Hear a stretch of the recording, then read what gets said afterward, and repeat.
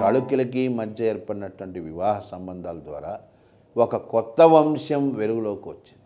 దాన్నే మనం ఏమంటాము అంటే చోళ చాళుక్య వంశము. ఈ చోళ చాళుక్య వంశానికి చెందినటువంటి కులోత్తుంగ ప్రస్తావించదగినవాడు కులోత్తుంగుడు, ప్రముఖుడు కులోత్తుంగుడు అనమాట. కులోత్తుంగ 2 రాజ్యాలను కలిపి పరిపాలించాడు. మరి కులోత్తుంగకు సంబంధించి కూడా కొన్ని విషయాలు మనము గ్రహించాల్సి ఉంటుంది. ఏమిటది అంటే కులోత్తుంగ చోళుడు చైనాకు రాయబారాన్ని పంపాడు. 72 మంది వర్తకులతో కూడిన ఒక వర్తక సంఘాన్ని రాయబారంగా పంపాడు. దాని ద్వారా పట్టు వ్యాపారము, సిల్క్ వ్యాపారము దీన్ని బాగా పెంచుకోవడానికి అనమాట. అట్లాగే కులోత్తుంగుడు తన పేరు మీద బంగారు నాణ్యాన్ని ముద్రించాడు. యాక్చువల్గా చరిత్రలో ఒక పాలకుడు తన పేరు మీద బంగారు నాణ్యం ముద్రించడం అనేది కులోత్తుంగుడితోనే స్టార్ట్ అయింది. ఆ బంగారు నాణ్యాన్ని ఏమంటాము? కులోత్తుంగ మాడ అంటాము. కులోత్తుంగ మాడ ఇది స్వయంగా రాజు యొక్క పేరుతో ముద్రించబడిన బంగారు నాణ్యం అన్నమాట. అట్లాగే కులోత్తుంగుడు పరమశైవుడైనాడు. శైవం గొప్పగా ఆదరించాడు కులోత్తుంగుడు. అదే సమయంలో మనకు రామానుజాచార్య శ్రీపెరుంబుదూర్ కేంద్రంగా వైష్ణవాన్ని ప్రచారం చేశాడు. శైవుడైన కులోత్తుంగుడు ఇది సహించలేకపోయినాడు. రామానుజాచార్యను హింసించాడు. శ్రీపెరుంబుదూర్ నుంచి కులోత్తుంగుడు రామానుజాచార్యను నిషేధించాడు. బారడు. అక్కడి నుంచి ఆయనకు బహిష్కరణ విధించబడ్డదన్నమాట. అందుకే రామానుజాచార్య శ్రీపెరుంబుదూర్ పట్టణాన్ని వదిలిపెట్టి శ్రీరంగం అక్కడికి వచ్చి స్థిరపడతాడనమాట. శ్రీ వైష్ణవం దీన్ని స్థాపించాడు. ఇది కులోత్తుంగుడికి సంబంధించినటువంటి సమాచారం. ఈ కులోత్తుంగుడే ఒడిస్సాపై దాడికి వెళ్తాడు. కళింగ పైన దాడికి వెళ్తూ మార్గమధ్యంలో మనము ప్రస్తుతం విశాఖపట్నం అని పిలుస్తున్నాం. విశాఖపట్నం అసలు పేరు కులోత్తుంగ చోళపురం. ఓకే, దాన్ని నిర్మించిన వాడు కూడా కులోత్తుంగ చోళుడే అనమాట. దాన్నే మనము విశాఖపట్నం అంటున్నాం. ఎందుకంటే ఇక్కడే విశాఖేశ్వర ఆలయం, విశాఖేశ్వరుడి యొక్క ఆలయం అనే దాన్ని నిర్మించారు. కానీ అక్కడ ఏమైందంటే కాలగమనంలో విశాఖేశ్వరాలయం సముద్ర గర్భంలో కలిసిపోయింది. దాన్ని ఇప్పుడు మనం దాని ఆనవాళ్లను మనం గుర్తించగలిగాం. విశాఖేశ్వరుడి ఆలయం ఉంది కాబట్టి, అది కూడా డాల్ఫిన్ నోస్ అంటాం విశాఖపట్నంలో. డాల్ఫిన్ నోస్కి కింది భాగంలోకి వస్తుందన్నమాట. అది సముద్ర గర్భంలో కలిసిపోయిందన్నమాట. విశాఖేశ్వరుడి ఆలయం ఉంది కాబట్టి విశాఖపట్నం అనే పేరు రావడం జరిగింది. సో విశాఖపట్నానికి నిజంగా వ్యవస్థాపకుడు ఎవరవుతాడు అంటే కులోత్తుంగ చోళుడు అనమాట. ఇవి మనం ఈయన గురించి తెలుసుకోవాల్సినటువంటి విషయాలు. చోళుల యొక్క రాజకీయ చరిత్రలో ఇవి చాలా ప్రధానమైన అంశాలు అన్నమాట. మరి చోళ పాలనా వ్యవస్థ ఎట్లా ఉంది? పాలనా వ్యవస్థ ఎట్లా ఉంది? చోళుల కాలం నాటి సాంస్కృతిక వికాసం ఏంది? సామాజిక ఆర్థిక పరిస్థితులు ఏమిటి?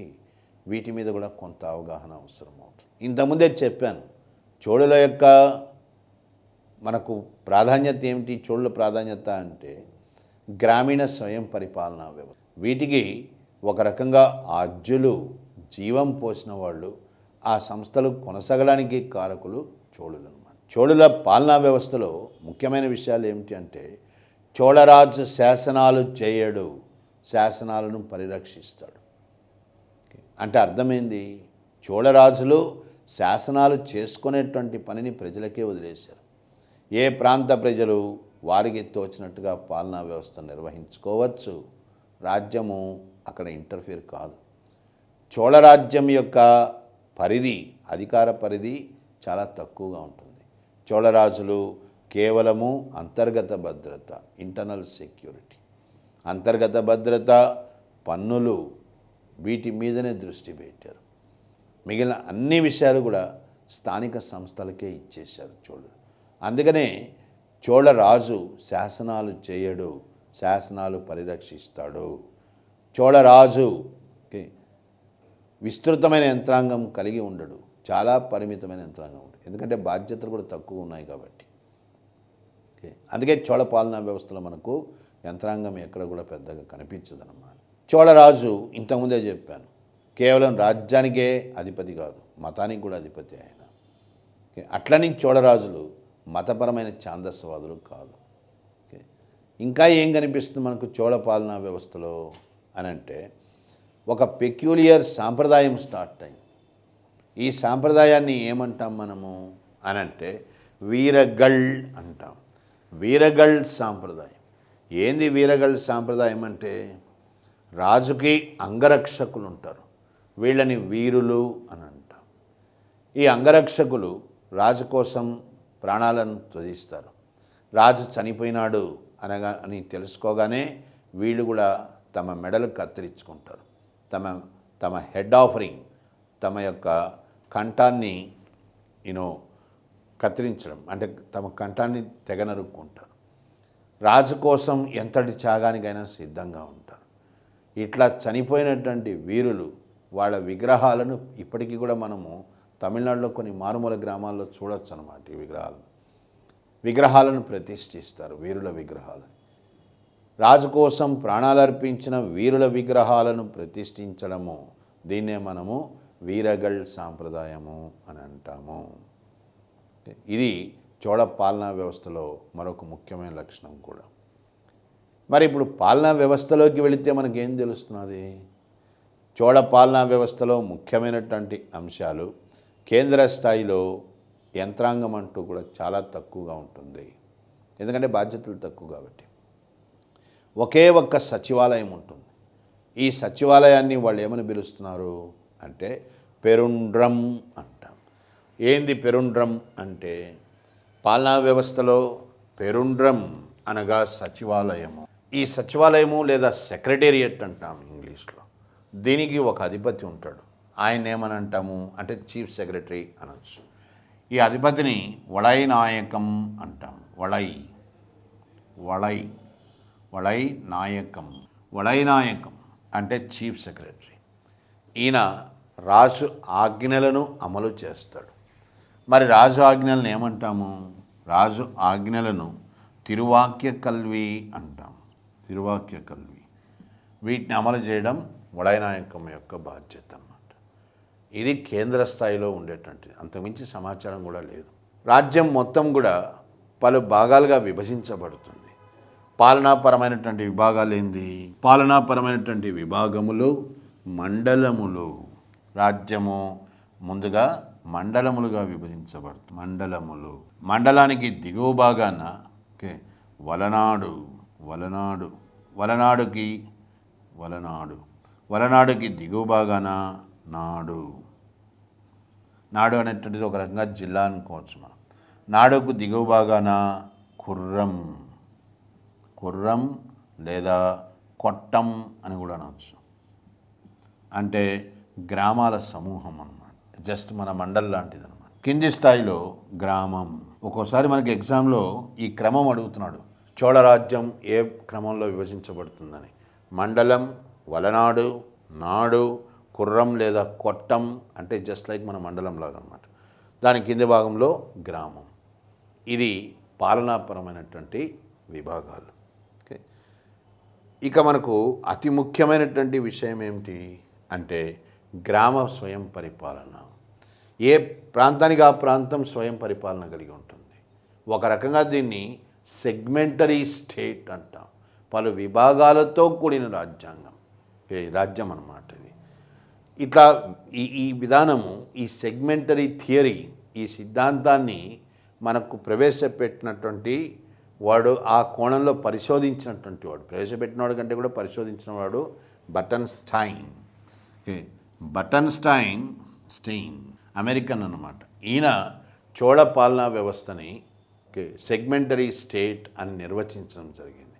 పలు విభాగాలతో కూడిన వ్యవస్థ అని ఆయన చెప్పాడు. అసలు సెగ్మెంటరీ అనేటువంటి ఐడియా, ఆ సిద్ధాంతానికి రూపకర్త క్యాథ్లిన్ గఫ్ ఆఫ్రికన్ సమాజాన్ని స్టడీ చేస్తూ వాడింది ఆ పదాన్ని మొట్టమొదట. దాన్నే బటన్స్టైన్ చోళ పాలనా వ్యవస్థ కూడా అన్వయించాడు. అంటే ఈ పాలనా వ్యవస్థలో విభాగాలు సర్వస్వతంత్రంగా ఉంటాయి. ఏ స్థాయిలో స్వేచ్ఛని, స్వతంత్రాన్ని అనుభవిస్తాయి ఇవి అంటే, చాలా చిత్రంగా రాజు ఆజ్ఞలకు గ్రామ పంచాయతీ చేసిన తీర్మానానికి మధ్య వివాదము తలెత్తితే గ్రామ సభ తీర్మానమే చెల్లుబాటు అవుతుంది, రాజు ఆజ్ఞ చెల్లుబాటు కాదు. ఆ స్థాయిలో వాళ్ళు సర్వస్వతంత్రాన్ని అనుభవించడం జరిగింది గ్రామీణ వ్యవస్థలో. ఓకే. ఇప్పుడు గ్రామ పరిపాలనకు వస్తే అసలు గ్రామాలు ఎన్ని రకంగా ఉన్నాయి? అన్ని గ్రామాలు ఒకే రకంగా ఉంటాయా అంటే కాదనమాట. చోళ పాలనా వ్యవస్థలో పలు రకములైన గ్రామాలు ఉంటాయి. ఏమిటేమిటి ఆ గ్రామాలు? అందరూ కలిసి అంటే అన్ని కులాలు కలిసి ఒక గ్రామంగా ఏర్పడితే దాన్ని ఊర్ అంటారు. ఊర్ లేదా ఊరు అనొచ్చు. ఊరు ఇప్పుడు మనం ప్రస్తుతము దీన్నే ఊరు అంటున్నాం, లేదా ఊర్ లేదా ఊరు అంటే అర్థమైందంటే అన్ని కులాలు కలిసి నివసించే గ్రామం. రెండోది ఏంది అంటే కేవలం బ్రాహ్మణులే ఉంటారు. బ్రాహ్మణులే ఉన్నారనుకోండి, అది అగ్రహారం అంటారు. అట్లాగే ఒక దేవాలయం చుట్టూ గ్రామం అభివృద్ధి చెందుతుంది. దేవాలయం కేంద్రంగా గ్రామం అభివృద్ధి చెందుతుంది. అటువంటప్పుడు ఆ గ్రామాన్ని ఏమంటాము అంటే దేవాదాయ. ఇది భూమి కూడా దేవాదాయ గ్రామం ఆర్ బ్రహ్మదేయ అని కూడా అంటాం. బ్రహ్మదేయము ఆర్ దేవాదాయ. అట్లాగే కేవలం వర్తకులు మాత్రమే వాళ్ళు నివసిస్తారు. అటువంటి దాన్ని నగరం అంటాం. నగరం అనగానే పట్టణం అని కాదు అర్థం. సామాన్యంగా పట్టణం అని అర్థం వస్తుంది. కొంతమంది వర్తకులు నివసించేటువంటి గ్రామాన్ని కూడా మనం నగరమే అని అంటాం. ఇట్లా పలు రకాలైనటువంటి గ్రామాలు ఉన్నాయి. ఇక గ్రామ పరిపాలన వ్యవస్థ మొత్తం కూడా మనకు ఉత్తర మెరూరు శాసనం చుట్టే పరిభ్రమిస్తుంది. ఇంతకుముందే ప్రస్తావించాం, చోళ పాలనా వ్యవస్థకు అతి ముఖ్యమైనటువంటి ఆధారము ఉత్తర మెరూరు శాసనము. ఉత్తర మెరూరు శాసనం ఏం చెప్తోంది? ఉత్తర మెరూరు శాసనం ఏం చెప్తోంది అంటే ప్రతి గ్రామానికి కూడా సభ అనేది ఉంటుంది. ప్రతి గ్రామంలో కూడా కార్యనిర్వాహక వర్గం అనేది ఎన్నుకోబడుతుంది. ఉత్తర మెరూరు శాసనం ఎంత సమగ్రంగా చెప్తుందంటే కార్యనిర్వాహక వర్గం ఏ విధంగా ఎన్నుకోబడుతుందో చెప్తుంది. ప్రతి గ్రామానికి ఒక సభ ఉంటుంది, పంచాయతీ సభ. అట్లాగే ప్రతి గ్రామానికి ఒక కార్యనిర్వాహక వర్గం ఉంటుంది. ఈ కార్యనిర్వాహక వర్గంలోని సభ్యులను ఎన్నుకోవడం జరుగుతుంది. ఎట్లా ఎన్నుకోవడం జరుగుతుంది? లాటరీ విధానం ద్వారా దేవాలయాల్లో ఎన్నికలు నిర్వహిస్తారు. ప్రతి గ్రామం కూడా ఎన్నికల పరంగా చూస్తే కొన్ని వార్డులుగా విభజించబడుతుంది. ఉత్తర మెరూరు శాసనం ప్రకారము ఈ వార్డులను వడంబములు అంటాం. వడంబం. ఒక్కొక్క వడంబం నుంచి ఒక్కొక్క అభ్యర్థి ఎన్నిక చేయబడతారు. అభ్యర్థుల పేర్లు చీట్లపైన రాసి చిన్న పిల్లవాడి చేత దాన్ని తీయిస్తారు. ఎవరి పేరు వస్తుందో ఆ వ్యక్తి ఎన్నుకోబడ్డట్టుగా ప్రకటించబడతాడు. ఇట్లా ఎన్నిక క్రియ పూర్తవుతుంది. దేనికి ఎన్నిక అంతా కూడా అంటే కార్యనిర్వాహక వర్గానికి ఎన్నిక. కార్యనిర్వాహక వర్గాలు రెండు రకాలుగా ఉంటాయి. ఏమిటా కార్యనిర్వాహక వర్గాలు అంటే మామూలుగా మిగిలిన గ్రామాలు ఉంటాయి. ఊర్ అనేటువంటి గ్రామానికి కార్యనిర్వాహక వర్గం ఉన్నదనుకోండి, దాన్ని ఏమంటాము? అళుంగం అంటాం. అళుంగం ఇది సామాన్య గ్రామానికి ఎన్నుకోబడినటువంటి కార్యనిర్వాహక వర్గం. అట్లాగే అగ్రహారం ఉంది, కేవలం బ్రాహ్మణులు ఉండేటువంటి గ్రామం అన్నమాట. దీనికి కార్యనిర్వాహక వర్గం ఉంటుంది. దాన్ని ఏమంటున్నాము అంటే వరయం అంటాం. ఇవన్నీ కూడా తమిళ పదాలు అన్నమాట, కార్యనిర్వాహక వర్గాలు. సో కొన్ని పుస్తకాల్లో ఏమని చెప్పబడ్డదంటే ఎన్నికలు జరుగుతాయి గ్రామ సభకి అని. సభకి ఎన్నికలు జరగవు. సభ అంటే అందరూ వస్తారు. ఎన్నిక దేనికి అంటే అందరూ రాలేని చోటికి ఎన్నిక జరుగుతుంది. అందరూ రాలేనటువంటి వ్యవస్థ ఏంటంటే కార్యనిర్వాహక వర్గం, దానికోసం ఎన్నికలు జరుగుతాయి. దీన్ని చెప్తూ ఉత్తర మెరూరు శాసనం ఎన్నిక నియమావళి దీన్ని ప్రస్తావిస్తుంది. పోటీ చేయబోయే అభ్యర్థికి ఏమి క్వాలిఫికేషన్స్ ఉండాలి, ఏమిటి డిస్క్వాలిఫికేషన్స్, వాళ్ళ యొక్క అర్హతలు ఏమిటి? పోటీ చేయబోయేటువంటి అభ్యర్థులు మొట్టమొదటిసారి పోటీ చేస్తున్న వాళ్ళు అయి ఉండాలి. అంటే అందరికీ అవకాశం రావాలి కాబట్టి ఎన్నిక అనేది ఒక్కసారే పరిమితం అవుతుంది. రెండోసారి పోటీ చేస్తున్నటువంటి అభ్యర్థులు ఎన్నికకు అనర్హులు అవుతారు. పోటీ చేసే అభ్యర్థి తప్పనిసరిగా శిస్తు కడుతూ ఉండాలి. కనీసం 1/8 వంతు భూమి శిస్తు కట్టాలి. అక్షరాస్యుడై ఉండాలి. వేదాల మీద పరిజ్ఞానం ఉండాలి. గణితంలో పరిజ్ఞానం ఉండాలి. సరైనటువంటి ఆరోగ్యవంతుడై ఉండాలి. ఎక్కడ నేర చరిత్రుడై ఉండకూడదు. మద్యపానము మరియు ఇతర వ్యసనాలు, వ్యభిచారము ఇట్లాంటివి పనికిరాదు అభ్యర్థులకి. వాళ్ళ డిస్క్వాలిఫై అవుతారన్నమాట. అంటే వాళ్ళు ఎన్నికకు అర్హులు కారన్నమాట. ఇట్లా చక్కటి నియమావళి కూడా దీంట్లో ప్రతిపాదించబడ్డది. ఎన్నుకోబడ్డ కమిటీలు, కార్యనిర్వాహక వర్గం దాదాపుగా 3 సంవత్సరాల పాటు అధికారంలో ఉంటారు. వీళ్ళు గ్రామ పాలనా వ్యవస్థకు సంబంధించిన పనులన్నీ కూడా నిర్వహిస్తారు. అంటే నీటి పంపకం, తోటలు, చెరువులు మరియు దేవాలయాలు, గ్రామ పాఠశాలలు, పారిశుధ్యం ఇవన్నీ వీళ్ళు పర్యవేక్షిస్తారన్నమాట. ఇట్లా మనకు ఉత్తర మెరూరు శాసనం ఒక సమగ్రమైనటువంటి అవగాహనని ఇస్తుంది పాలనా వ్యవస్థ పైన. ఇది మనం పాలనా వ్యవస్థ పరంగా గుర్తుంచుకోవాల్సినటువంటి సమాచారం అన్నమాట.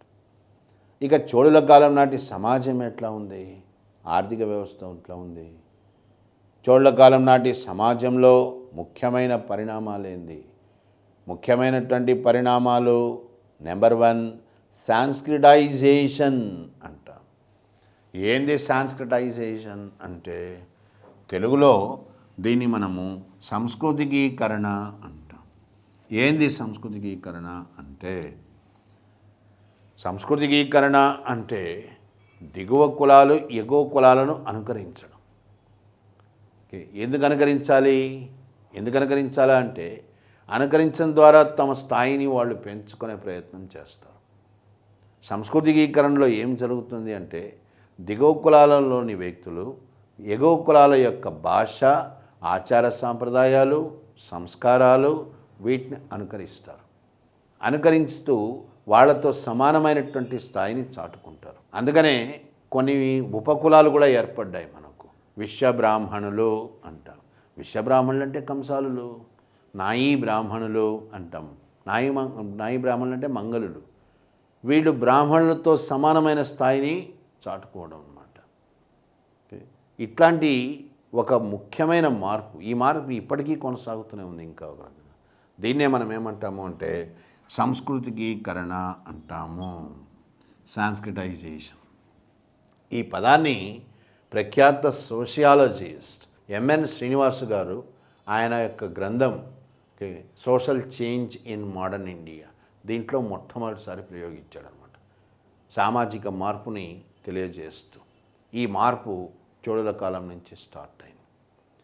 నెక్స్ట్ నెంబర్ 2 రెండవ ముఖ్యమైనటువంటి మార్పు ఏంటి సమాజంలో అంటే దేవదాసి విధానము. ఇది మొట్టమొదటిసారిగా చోళుల కాలంతోనే స్టార్ట్ అవుతుంది. దేవదాసీలు అనేటువంటి వాళ్ళు దేవాలయాల్లో సేవలు అందిస్తారన్నమాట. దేవాలయాల్ని శుభ్రపరచాలా, పండగ సమయాల్లో నాట్యం చేయాలి. కానీ ఇది ఏమైపోయిందంటే దేవుడికి సేవ అనే పేరుతో వాస్తవంగా అక్కడ జరుగుతున్నది ఏంటంటే పచ్చి వ్యభిచారం.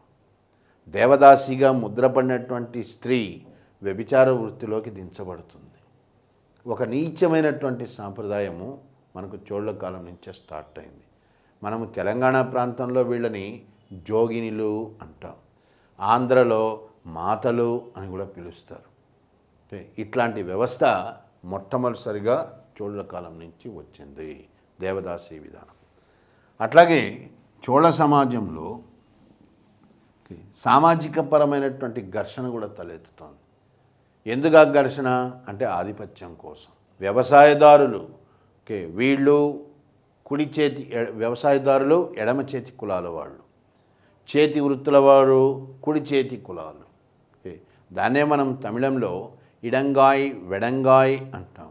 వ్యవసాయం చేసేటువంటి వాళ్ళు ఎడమ చేతి కులాలుగాను, చేతి వృత్తుల వాడు కుడి చేతి కులాలుగాను ఏర్పడ్డారు. ఇద్దరి మధ్య సామాజికపరమైన ఆధిపత్య పోరు ప్రారంభమైంది. దీన్నే ఇడంగాయ్ వెడంగాయ్ సామాజిక ఘర్షణ అంటాం.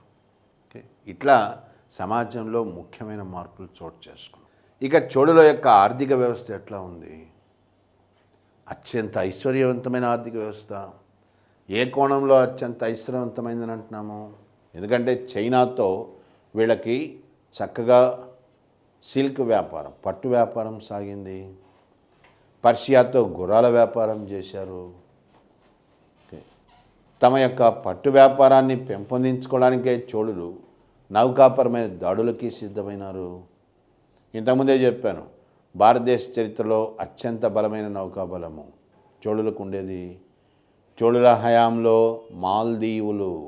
మాల్దీవుల్లో మనకు నౌకా నిర్మాణ పరిశ్రమ, మాల్దీవులు కేవలం నౌకలు నిర్మించడానికి, నౌకల నిర్మాణానికి పరిశ్రమకు కేంద్రంగా మారింది మాల్దీవులు. అత్యంత ఐశ్వర్యవంతమైన ఆర్థిక వ్యవస్థ కాబట్టి పెద్ద పెద్ద దేవాలయాలు నిర్మించబడ్డాయి. ఒక దేవాలయం ఆ స్థాయిలో నిర్మించబడుతుంది అంటే అందుకు తగ్గ వనరులు ఉండాలి. ఆర్థిక వ్యవస్థ చాలా బలంగా ఉండాలి. ఇది ముమ్మాటికి వాస్తవం అని చెప్పచ్చు. ఆర్థిక వ్యవస్థ బలంగా ఉండి వర్తక వాణిజ్యాలు విస్తృతంగా అభివృద్ధి చెందితే దాని పర్యవసనంగా ఏం జరుగుతుంది?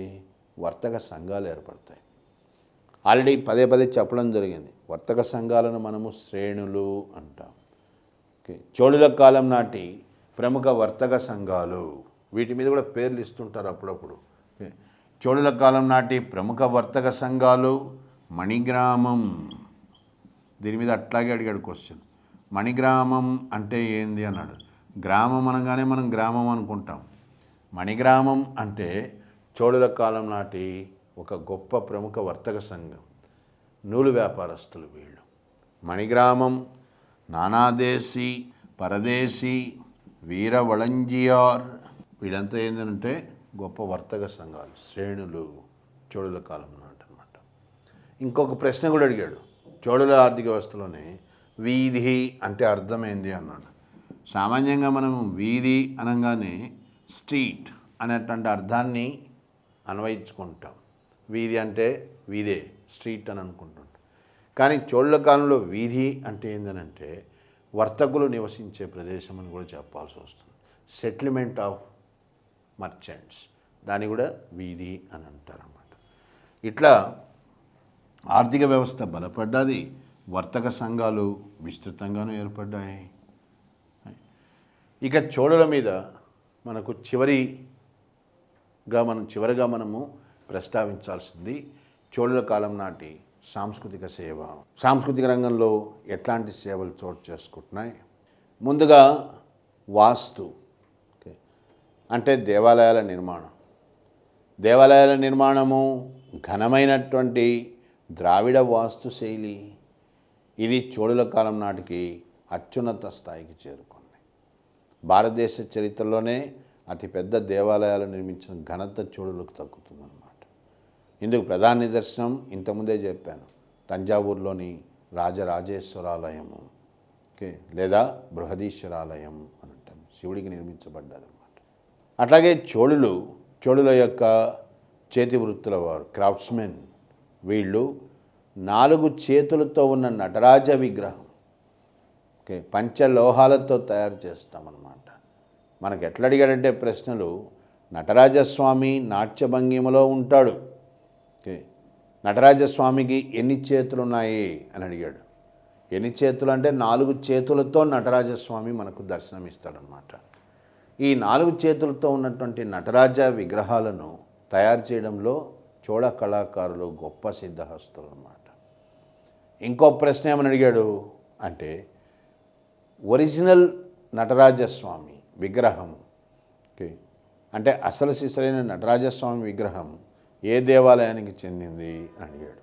ఏ దేవాలయానికి చెందింది అంటే చిదంబరం. ఎందుకంటే మన మైథాలజీ అంటే మన యొక్క మత విశ్వాసాల ప్రకారము శివుడు నటరాజుగా చిదంబరంలో నాట్యం చేస్తాడనమాట. ఈ నటరాజ విగ్రహాన్ని చోళ కళాకారులు చాలా అద్భుతంగా మలిచారు. ఒరిజినల్ నటరాజ విగ్రహం మనకు చిదంబరంలో కనిపిస్తుందన్నమాట.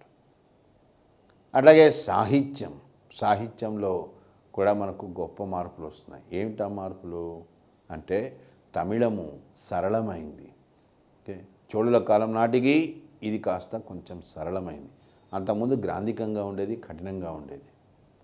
రెండోది, చోళుల కాలం నాడే మనకు రామాయణాన్ని తమిళంలోకి ట్రాన్స్లేట్ చేయడం, కంబన్ రామాయణాన్ని తమిళంలోకి ట్రాన్స్లేట్ చేయడం జరిగింది. అట్లాగే మరొక గొప్ప తమిళ కవి జయం గొండార్ కళింగట్టు పర్ణి అనే గ్రంథం రాస్తాడు. కళింగట్టు పర్ణి. ఏం చెప్తుంది ఈ గ్రంథము అంటే కులోత్తుంగ చోళుడు కళింగపై దాడికి వెళ్ళాడు, ఆయన కళింగపై విజయాన్ని సాధించిన తీరు చెప్తుందన్నమాట. ఇట్లా సాహిత్యంలో కూడా కొంత ప్రగతి చోటు చేసుకోవడం జరిగింది. ఓకే, అంటే ఒక విధంగా ద్రావిడ సంస్కృతి అనే దానికి చోళులు గొప్ప పునాది వేశారు అని చెప్పాలన్నమాట. ఇది చోళులకు సంబంధించినంత వరకు మనం గుర్తుంచుకోవాల్సిన విషయం. ఇక్కడి నుంచి భారతదేశ చరిత్ర మొత్తము ఇస్లాం చుట్టే పరిభ్రమిస్తుంది. ఇంతకుముందే చెప్పాను, మధ్యయుగాల కాలం నాటికి ఇస్లాం భారతదేశంలో ప్రవేశించింది. ఆ ప్రవేశించడము అరబ్బులు సింధును ఆక్రమించుకోవడంతో ప్రారంభమవుతుంది. తొలి మధ్యయుగాల చరిత్రలో భాగంగా మనము ఇస్లాం ఆగమనము దీని గురించి ప్రస్తావించాల్సి వస్తుంది. ఇస్లాం ప్రపంచ గొప్ప మతాల్లో ఒకటిగా మనం పరిగణిస్తాం. మొహమ్మద్ ప్రవక్త చేత స్థాపించబడ్డ ఇస్లాం మక్కా, మదీనా కేంద్రాలుగా గొప్పగా విస్తరించింది. విస్తరణలో భాగంగానే ఇస్లాం అరబ్బులు, యాక్చువల్గా అరబ్బులు, వాస్తవంగా అరబ్బులు ముస్లింలు కాదు, అరబ్బులు ప్రకృతి ఆరాధకులు. దీన్నే మనం ఏమంటాము అంటే సిమైటిసిజం అంటాం. అంటే సూర్యచంద్రులను ఆరాధించడం, అగ్నిని ఆరాధించడం, ఇవన్నీ కూడా ప్రకృతి ఆరాధనలో భాగం అన్నమాట. అట్లాంటి అరబులు ఇస్లాంలోకి మార్చబడ్డారు. ఇస్లాంలోకి మార్చబడ్డ ప్రతి వ్యక్తి యొక్క విధి ఏమిటంటే ఇస్లాం వ్యాప్తికి ప్రయత్నం. ఇస్లాం వ్యాప్తికి ఎప్పుడైతే ఆరంభించాల్సి వచ్చిందో సహజంగానే అరబ్బులు సింధ్పై, ప్రస్తుత పాకిస్తాన్లోని సింధ్, ఒకప్పుడు పాకిస్తాన్, ఆఫ్ఘనిస్తాన్, ఒకప్పుడు అంటే 1947 దాకా అన్నీ కూడా భారతదేశంలో అంతర్భాగమే. సింధ్ ప్రాంతం పైన అరబ్బుల యొక్క దృష్టి పడింది. సింధ్ కేవలము మతపరంగానే ప్రాధాన్యతను సంతరించుకుందా అంటే కాదు. అరబ్బులు గొప్ప సముద్ర వ్యాపార ప్రియులు. ముఖ్యంగా సముద్రం పైన వాళ్లకు అపారమైన అవగాహన ఉంది. సముద్రాన్ని ఎక్కువగా ప్రేమిస్తారు. అరబ్బులే అరేబియా సముద్రం అంటాం, వాళ్ళ పేరు మీద పెట్టింది అది. ఆ సముద్రానికి వాళ్ళు పెట్టుకున్న అసలు పేరు అమన్, శాంతి సముద్రం. అరబ్బుల ప్రకారము సింధుపై ఎవడికి ఆధిపత్యం ఉంటుందో వాడికి సహజంగానే అరేబియా సముద్రంలో జరిగేటువంటి వ్యాపారం మీద ఆధిపత్యము సంక్రమిస్తుంది. ఎందుకంటే పాకిస్తాన్కి, ప్రస్తుత పాకిస్తాన్కి దిగువ భాగంలో సింధు ఉంది కాబట్టి. ఇట్లా అరబ్బులు మత, వ్యాపార, వాణిజ్య కోణాల పరంగా కూడా సింధు యొక్క ప్రాముఖ్యతను గుర్తించారు. సింధుపై తమ ఆధిపత్యాన్ని నెలకొల్పడానికి ప్రయత్నాలు ప్రారంభించారు. ఈ ప్రయత్నాలు మనకు 712 కంటే ముందు కూడా జరిగాయి, కానీ ఏ ప్రయత్నము కూడా విజయవంతం కాలేదన్నమాట. మరి 712లో క్రీస్తు శకం అరబ్బులు సింధుపై దాడికి రావడానికి ఏ పరిస్థితులు కారణమైనాయి? సింహళము నుంచి ఒక నౌక గొప్ప కానుకలతో ఇరాన్ సుల్తాన్ అల్-హజాజ్, ఇరాన్ని మనం పర్షియా అని పిలుస్తాం, ఇరాన్కు పాలకుడైనటువంటి అల్-హజాజ్, ఆయనకు కొన్ని నౌకల్లో కొన్ని కానుకలు పంపబడ్డాయి. ఈ నౌక సింహళం నుంచి బయలుదేరింది. ఇరాన్కు వెళ్ళాలా అంటే పర్షియా అఘాతం నుంచి వెళ్ళాలా, సింధు గుండా వెళ్ళాలా. కానీ అక్కడ జరిగింది ఏంది? ఈ నౌక పర్షియాకు చేరుకోక మునిపే సింధు ప్రాంతంలో దోపిడీకి గురైంది. సముద్రపు దొంగలు ఈ నౌకను దోచుకున్నారు. అంటే ఇరాన్ పాలకుడైనటువంటి, పర్షియాకు పాలకుడైనటువంటి అల్-హజాజ్కు చేరాల్సిన కానుకలు చేరలేదు. ఇందుకు అల్-హజాజ్ సింధు పాలకుడైన దాహీర్ని తప్పుపట్టాడు. అల్-హజాజ్ వాదం ఏమిటి అంటే తన నౌక, తనకు కానుకలు తెస్తున్న నౌక దాహీర్ రాజ్యంలో దొంగతనానికి గురైంది కాబట్టి దాహీర్ బాధ్యత వహించాలి, పరిహారము చెల్లించాలి. సింధుకు పాలకుడైన దాహీర్ బ్రాహ్మణుడు. ఆ విషయంలోకి వస్తే సింధు రాజధాని పేరు కూడా బ్రాహ్మణాబాద్. ఓకే, ప్రస్తుత పాకిస్తాన్లో సింధు వరకు కూడా బ్రాహ్మణ మతము, బౌద్ధ మతము, ఈ రెండే ప్రధానమైన మతాలు. సింధులో అత్యధికులు బౌద్ధులు, పాలకుడైన దాహీర్ బ్రాహ్మణుడు. అందుకనే బ్రాహ్మణానికి బౌద్ధానికి సహజంగానే వైరం ఉంది. దాహీర్ పాలకుడైనటువంటి దాహీరుకు ప్రజల మద్దతు లేదు. దాహీర్ అల్-హజ్జాజ్ ఇరాన్ పాలకుడైన అల్-హజ్జాజ్కు పరిహారం చెల్లించడానికి నిరాకరించాడు. ఈ విషయాన్ని అల్-హజ్జాజ్ ఖలీఫా వలీద్, ఎవరు ఖలీఫా అంటే, ఖలీఫా అంటే ముస్లింలకు మత పెద్ద, ప్రపంచంలో ముస్లింలందరికీ కూడా పెద్ద మత పెద్ద ఖలీఫా. ఖలీఫా తరఫునే ముస్లిం రాజులందరూ కూడా పరిపాలించాలి. ఖురాన్ సుల్తాన్ని గుర్తించలే, ఖురాన్ గుర్తించింది ఖలీఫాని గుర్తించింది. అంటే ప్రవక్తకు వారసుడుగా భగవంతుడి యొక్క ప్రతినిధిగా ఉండేవాడు ఖలీఫా అన్నమాట. ఖలీఫా వలీద్ ఆయనకు సుల్తాన్ అల్-హజ్జాజ్ ఫిర్యాదు చేయడం జరిగింది. ఖలీఫా వలీద్ సింధుపై జిహాద్ ప్రకటించాడు. అంటే పవిత్రమైన యుద్ధం ప్రకటించాడు. సింధును ఆక్రమించే బాధ్యత 17 ఏళ్ళు కలిగినటువంటి బాలుడు మొహమ్మద్ బిన్ ఖాసీం ఆయనకు అప్పజెప్పబడడం జరిగింది. మొహమ్మద్ బిన్ ఖాసీం గొప్ప సాహసి. బదయిల్, ఉబైదుల్లా అనే అనుచరులతో మొహమ్మద్ బిన్ ఖాసీం సింధుపై దాడి చేశాడు. సింధుపై దాడి చేసి గోల్డెన్ సిటీ అంటాం, అంటే బంగారు పట్టణం. ఎందుకు దాన్ని గోల్డెన్ సిటీ అంటాము? దాని ఐశ్వర్యం వల్ల. బంగారు పట్టణంగా పిలువబడుతున్నటువంటి ముల్తాన్ ఈ పట్టణాన్ని ధ్వంసం చేశాడు మొహమ్మద్ బిన్ ఖాసీం. దీని తర్వాత అరబ్బులు దాహీర్తో యుద్ధం చేయడం జరిగింది. దాహీర్ చంపబడ్డాడు. రాజధాని బ్రాహ్మణాబాదును వీళ్ళు ఆక్రమించారు. ఇది అరబ్బులు సింధును ఆక్రమించుకోవడం అని అంటాం. కానీ ఇక్కడ జరిగింది ఏంటంటే అరబ్బులు సింధుని ఎక్కువ కాలం పరిపాలించలేదు. వాళ్ళ యొక్క ప్రెసెన్స్ కూడా చాలా తక్కువ కాలం ఉన్నది. వాళ్ళ యొక్క అరబులో వాళ్ళు ఉన్నటువంటి కాలం కూడా అది తక్కువ అని చెప్పాలి. అక్కడ జరిగింది ఏంటంటే దాహీర్ని చంపిన మొహమ్మద్ బిన్ ఖాసీం దాహీర్ భార్యను వివాహం చేసుకున్నాడు.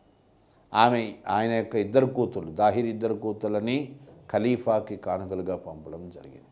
కానీ వీళ్ళు ప్రతీకారం తీర్చుకోవడానికి గాను ఖలీఫాకు ఫిర్యాదు చేశారు మొహమ్మద్ బిన్ ఖాసీం పైన. ఖలీఫా వలీద్ ఈ ఫిర్యాదు మేరకే ఖాసీంకు మరణదండన విధించాడు. ఏ ఖాసీం అయితే సింధును ఆక్రమించాడో ఆ ఖాసీం యొక్క జీవితం అర్ధాంతరంగా ముగిసిపోయింది. తిరిగి సింధుపై జమ్మూ కాశ్మీర్ పాలకులు హింద్ షాహీలు అంటాం, వీళ్ళ ఆధిపత్యం ఏర్పరచబడ్డది. అంటే వాళ్ళు సింధులోకి ప్రవేశించారన్నమాట. ఇట్లా అరబ్బులు సింధుని తక్కువ కాలమే పరిపాలించారు.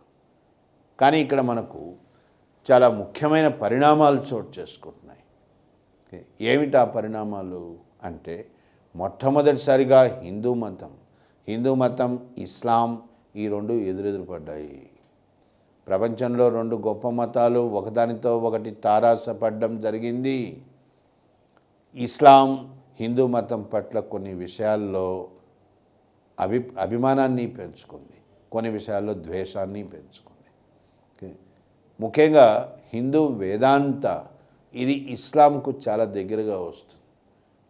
ఎట్లాగంటే భారతీయ తత్వశాస్త్రానికి మూలం వేదాంత అంటే ఉపనిషత్తులే. ఉపనిషత్తుల్లో ఎక్కడ కూడా భగవంతుడికి రూపం లేదు, ఆకారము లేదు, గుణము లేదు. భగవంతుడు నిరామయుడు, నిరాకారుడు, నిర్గుణ, ఈ ఆలోచనలు మనకు ఉపనిషత్తులో కనిపిస్తాయి. ఈ వాదమే ఒక రకంగా ఇస్లాంకు మూలం కూడా. ఇస్లాం ప్రారంభమయ్యేది ఇక్కడి నుంచే ప్రారంభమవుతుంది. అందుకే అంటాం the end of Hinduism is the beginning of Islam. ఇస్లాం హిందూ మతం ఎక్కడ ఎండ్ అవుతుంది? ఉపనిషత్తుల దగ్గర ఎండ్ అవుతుంది. ఆ ఉపనిషత్తులే భగవంతుడు నిరామయుడు అని ప్రకటిస్తున్నాయి. ఇస్లాంకి అదే ప్రాతిపదిక. అందుకని మౌలికంగా ఇద్దరి మధ్య పెద్ద ఘర్షణ అంటూ లేదు ఆలోచనలలో. ఇస్లాం వేదాంత దీని ప్రభావానికి గురైంది. అట్లాగే ఇస్లాం డివోషనల్ మ్యూజిక్, హిందువులు దైవ సంగీతం, దేవుడి యొక్క గానం చేస్తారు, భక్తి సంగీతం అని, ఇది కూడా ఇస్లాం ఆకర్షితులైంది. అట్లాగే ఇస్లాం బౌద్ధ ధ్యాన పద్ధతులు, జైన యోగ శాస్త్ర, ముఖ్యంగా జైనంలో ఆహారాన్ని లేకుండా శుష్కింపజేసుకోవడం, మనం దీన్ని ఉపవాసం అని కూడా అంటుంటాం. అది జైనంలో ఇంకొంచెం ఇది తీవ్రమైతే సలేఖన వ్రతం అంటారు. ఇట్లాంటి ఉపవాస యోగా పద్ధతులు ఉన్నాయన్నమాట. ఇవి కూడా ఇస్లాంలోకి ప్రవేశిస్తున్నాయి. ఫణా అంటున్నాం ఇస్లాంలో. ఓకే, ఇట్లా ఇస్లాం బౌద్ధ జైన హిందూ మతాలతో సంబంధం ఏర్పరచుకుంది. ఆ సాంప్రదాయాలు ఇస్లాంలోకి చొచ్చుకురావడం జరుగుతుంది. అదే ఇస్లాం హిందూ మతాన్ని కూడా తారాస్థాయిలో విమర్శించింది, అభిమానించింది, విమర్శించింది. ఎక్కడ ఇస్లాం హిందూ మతాన్ని విమర్శిస్తుంది, తప్పుపడుతుంది? మతం పేరుతో హిందూ మతంలో ఉండే అసమానతలు. ఎందుకంటే ఇస్లాం సమానత్వానికి నిలబడే మతం అన్నమాట. ఒక గొప్ప మతంగా సమానత్వానికి ఏది నిలబడుతుందంటే ఇస్లామే. ఇస్లాంలో సమానత్వం పదే పదే ప్రస్తావించబడ్డదన్నమాట. అట్లాంటి ఇస్లాం కులాలు, మతాలు, కులాలు, ఉపకులాలు పేరుతో హిందూ సమాజంలో ఉన్నటువంటి అసమానతలను ప్రశ్నించింది. హిందువులు విగ్రహారాధన చేయడాన్ని ప్రశ్నించింది. హిందూ మతం భగవంతుడికి రూపం లేదని చెప్పింది. అటువంటిప్పుడు హిందువులు విగ్రహారాధన ఎందుకు పాటిస్తున్నారు? ఇస్లాం విగ్రహారాధనను ప్రశ్నించింది, బహుదేవతారాధనను ప్రశ్నించింది. దేవుడు ఒకడైనప్పుడు అన్ని రూపాలు ఎందుకు? దీన్ని కూడా ఇస్లాం ప్రశ్నించింది. ఎప్పుడైతే ఇస్లాం ప్రశ్నలు అనేటువంటి ప్రారంభమైనాయో హిందూ మతం మార్పుకు లోనైంది. ఈ మార్పునే వాళ్ళు ఏమన్నారు? భక్తి ఉద్యమం అంటాము. ఇప్పుడు హిందూ మతం తనని తాను కాపాడుకోవాల్సిన, సంస్కరించుకోవాల్సిన అవసరం ఏర్పడ్డాలి. ఓకే, ఇది భక్తి ఉద్యమానికి దారితీస్తోంది. అట్లాగే ఇస్లాంలో కూడా మార్పు వచ్చింది. ఇస్లాంలో వచ్చిన సంస్కరణవాదంతో కూడినటువంటి ఉద్యమం మనము సూఫీ ఉద్యమంగా మనము తర్వాత తెలుసుకోబోతున్నాం అన్నమాట. ఇట్లా మతపరంగా ఒక మార్పు స్టార్ట్ అయింది. మొట్టమొదటిసారిగా ఇస్లాం సింధులో ప్రవేశించింది. ముస్లింలు జిజియా అనేటువంటి మతపరమైన పన్నును విధించారు. భారతదేశ చరిత్రలో జిజియా ఎక్కడ విధించబడ్డాది మొట్టమొదటిసారిగా అంటే సింధులోనే. ఏంది జిజియా అంటే? ఇస్లామిక్ రాజ్యంలో ముస్లింలు కాని వారందరూ పన్ను చెల్లించాలి. ఖురాన్లో ప్రవక్త చెప్పలే అట్లాగా, కానీ తర్వాత ఆ విధంగా అర్థాన్ని తీయబడడం జరిగింది. ఇస్లామిక్ రాజ్యంలో కేవలం ముస్లింలే ఉండాలి, ముస్లిం కానివాడు బతికే హక్కు లేదు. Choice is between Islam and death. ముస్లింగానే ఉండాలా లేదా చావన్న ఎదుర్కోవాలి. కరెక్ట్గా చూస్తే దాని అర్థం ఏంటంటే దైవం పట్ల విశ్వాసం అన్నా ఉండాలా. దైవం పట్ల విశ్వాసం లేకపోతే సమస్యలు వస్తాయి, చావుతో కూడినటువంటి సమస్యను ఎదుర్కోవాలి. ఇది దాని అర్థం. కానీ దానికి పెడార్థాలు ఇవ్వడం జరిగింది. ముస్లింలు కాని వాళ్ళందరూ కూడా పన్ను కట్టాలి అని చెప్పబడ్డది. దాన్నే జిజియా అంటాం. ఎవరు కట్టాలి జిజియా? ఇది కూడా చాలా ఇంపార్టెంటే. స్త్రీలు, బానిసలు, చిన్నపిల్లలు, ఇంకా బ్రాహ్మణులు వీరెవరు జిజియా కట్టాల్సిన పని లేదు. ఎందుకంటే వీళ్ళు ఇంకొకళ్ళపైన ఆధారపడ్డవాళ్ళు అన్నమాట. బ్రాహ్మణుడు దైవాన్ని ఉనికిని గుర్తించాడు. బ్రాహ్మణుడు దైవం ఉనికిని చాటుతాడు. కాబట్టి ఇస్లాం ఇక్కడ బ్రాహ్మణులకు మినహాయింపు ఇచ్చిందనమాట. పన్ను కట్టాల్సిన పని లేదు అన్నది. కాబట్టి మనం గుర్తించుకోవాల్సింది ఏంటంటే జిజియా అనే మతపరమైన పన్ను మొట్టమొదటిసారిగా మనకు భారతదేశ చరిత్రలో కనిపిస్తోంది. ఇంకా ఏం కనిపిస్తున్నాయి? అరబ్బులు గణిత శాస్త్రము దీన్ని తర్జుమా చేసుకున్నారు. అరబ్బులు చరక సంహితను తర్జుమా చేసుకున్నారు. అరబ్బులు భారతీయుల యొక్క ప్రధాన క్రీడ, మన యొక్క ప్రధాన క్రీడ చదరంగం, చెస్ అంటాం. దీన్ని మనం ఏమని పిలిచాము? అసలు షతరంజ్ అన్నాం.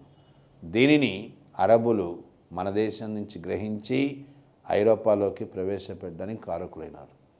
అంటే భారతదేశం నుంచి చదరంగం అరబ్బుల ద్వారా ఐరోపాలో ప్రవేశించింది. అట్లాగే మన న్యూమరికల్స్ అంటే మన సంఖ్యలు, అంకెలు, ఇవి కూడా అరబ్బుల ద్వారా యూరోప్లోకి ప్రవేశించాయి. అట్లాగే అరబ్బులు విష్ణు శర్మ యొక్క పంచతంత్ర వీటిని కూడా తర్జుమా చేసుకున్నారు.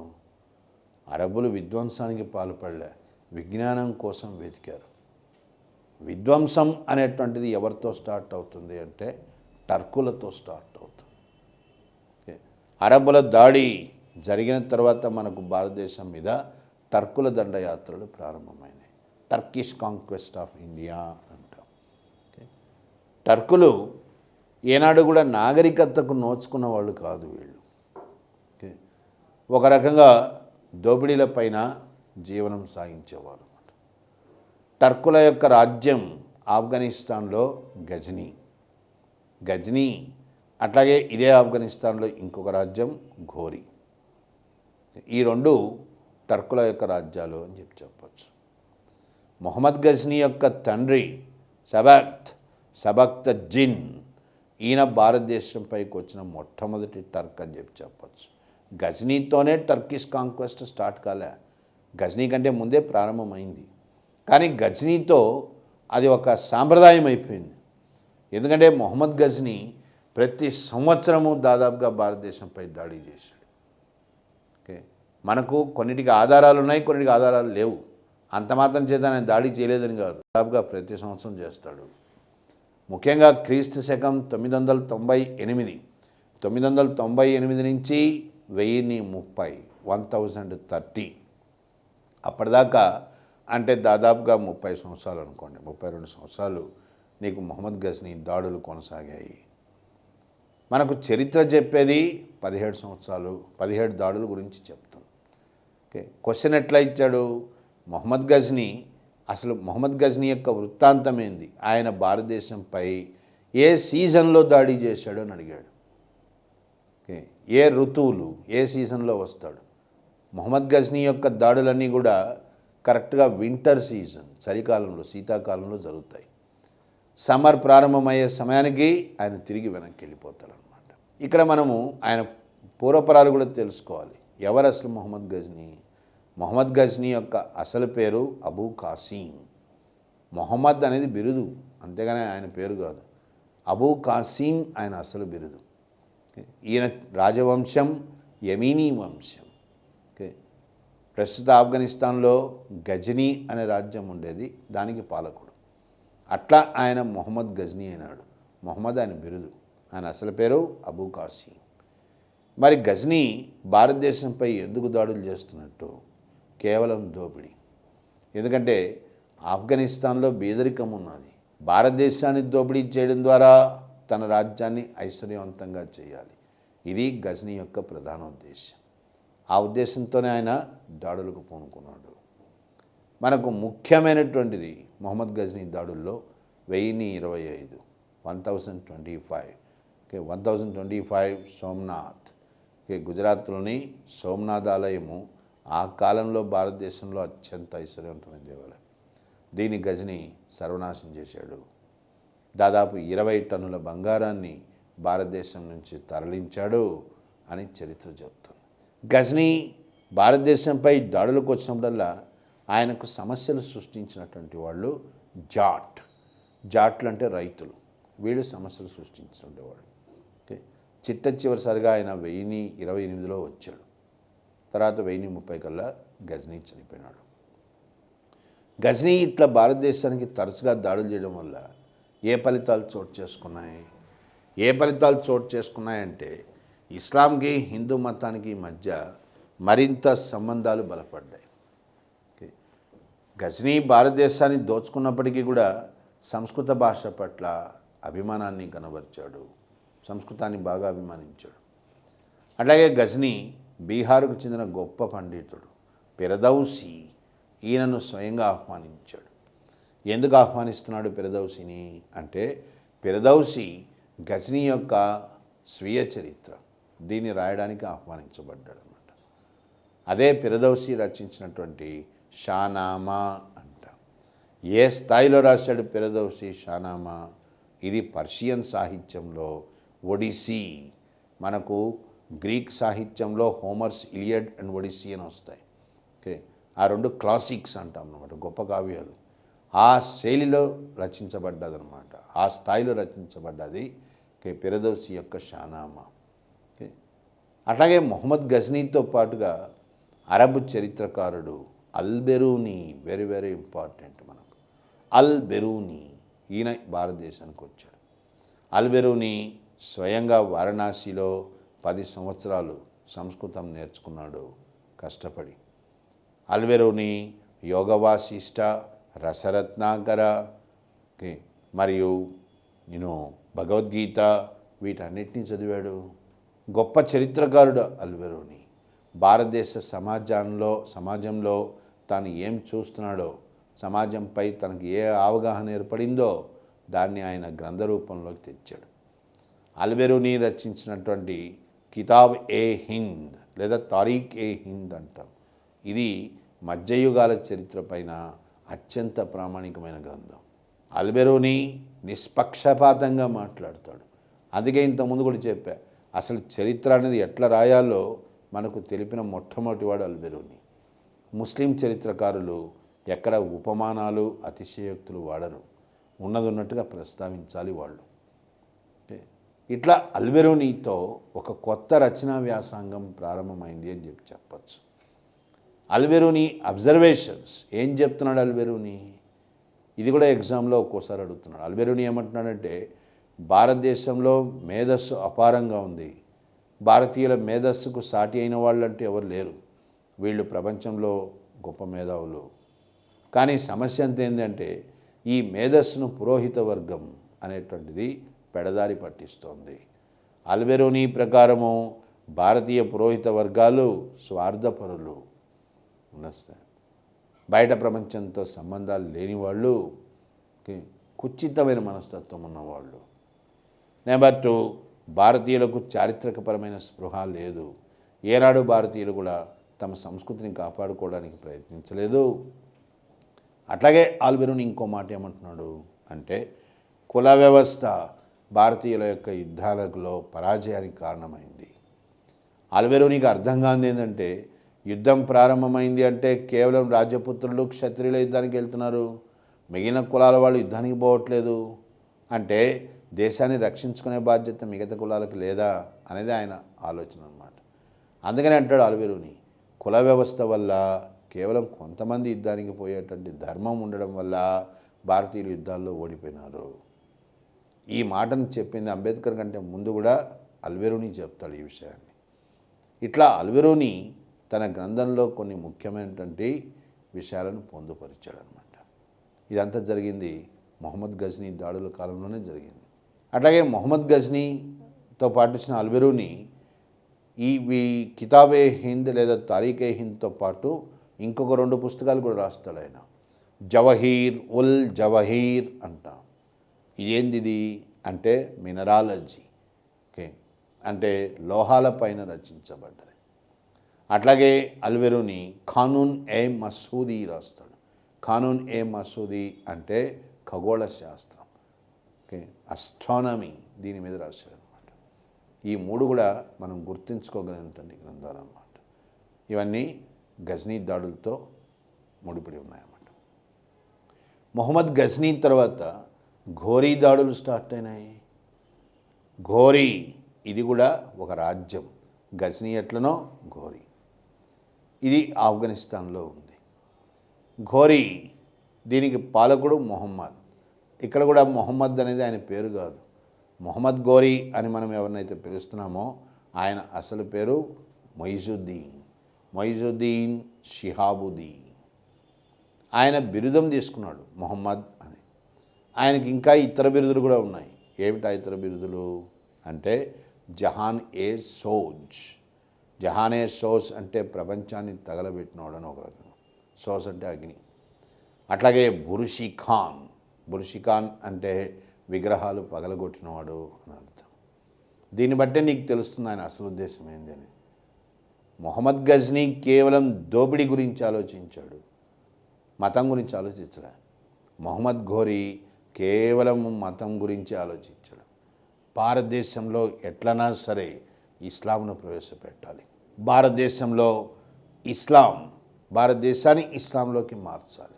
దీన్ని ఆయన ఏమంటున్నాడు, దారుల్ కఫీర్స్ ఇంటూ దార్ ఉల్ హర్బ్, దారుల్ కఫీర్స్ ఇంటూ దారుల్ ఇస్లాం. విగ్రహారాధకులు ఉన్నటువంటి ప్రదేశం దారుల్ కఫీర్స్, దీన్ని ఇస్లాంలోకి మార్చాలి. ఇది ఘోరీ యొక్క ప్రధాన ఉద్దేశం. ఇంతకుముందే చెప్పాం మనం, మధ్యయుగాల నాటి ఉత్తర భారతదేశ రాజవంశాలు చెప్పాం. ఘోరీ మొట్టమొదటిసారిగా గుజరాత్ గుండా భారతదేశంలో రావాలని ప్రయత్నించాడు. అక్కడ మూలరాజ్ మరియు రెండవ భీమా వారి చేతిలో ఓడిపోయినాడు. 1179లో మౌంట్ అబూ యుద్ధంలో ఘోరీ ఓడిపోవడం జరిగింది. అందుకే ఘోరీ రెండవ ప్రయత్నం చేశాడు పంజాబ్ హర్యానా గుండా రావడానికి. ఆ ప్రయత్నంతో ఘోరీ పృథ్వీరాజ్ చౌహాన్ ఎదుర్కోవాల్సి వచ్చింది. మొదటి తరాయిన్ యుద్ధము ఇవాళ మనం ప్రస్తావించాం దీని గురించి. ఆ మొదటి తరాయిన్ యుద్ధంలో పృథ్వీరాజ్ చౌహాన్ 1191లో ఘోరీని ఓడించాడు. కానీ అక్కడ దురదృష్టవశాత్తు పృథ్వీరాజ్ మామైనటువంటి జయచంద్రుడు అల్లుడైన పృథ్వీరాజ్కు వ్యతిరేకంగా ఘోరీకి సహకరించాడు. 1192 రెండవ తరాయిన యుద్ధం జరిగింది. ఆ యుద్ధంలో పృథ్వీరాజ్ ఓటమి పాలైనాడు, చంపబడ్డాడు. దీంతో దాని తర్వాత ఏమైంది? మొహమ్మద్ ఘోరీ ఆ మరుసటి సంవత్సరం వచ్చాడు. మళ్ళీ 1193లో ఘోరీ జయచంద్రుని చంపాడు. చాందవా అనే యుద్ధము. ఇట్లా మామాలులు ఇద్దరు కూడా పతనమైపోయినారు. దీంతో ఏం జరుగుతోంది అక్కడ అంటే, సువిశాలమైనటువంటి రాజ్యాలు, చౌహానుల రాజ్యము మరియు రాథోళ్ల రాజ్యము, ఇవన్నీ ఘోరీ వశమైనాయి. ఘోరీ భారతదేశంలో తన యొక్క ప్రతినిధిగా కుతుబుద్దీన్ ఐబక్ను నియమించాడు. ఘోరీకి వారసులు లేరు. ఘోరీ తన రాజ్యాన్ని పంచిపెట్టాడు. మాంగుబర్ని, యాల్డస్, ఐబక్ వీళ్ళంతా ఆయన ప్రతినిధులు అన్నమాట. ఘోరీ ఎప్పుడైతే చనిపోయినాడో అప్పుడు వీళ్ళు స్వతంత్రులైనారు. 1206 కల్లా కుతుబుద్దీన్ ఐబక్ భారతదేశంలో ఢిల్లీ సుల్తాన్ల యుగము దీన్ని ప్రారంభించాడు. ఇట్లా భారతదేశంలో ఇస్లాం స్థిరపడ్డది, ఇస్లామిక్ రాజ్యం ఏర్పడ్డది. ఇక చరిత్ర మొత్తం కూడా ఒక రకంగా ఢిల్లీ సుల్తాన్ల చుట్టూ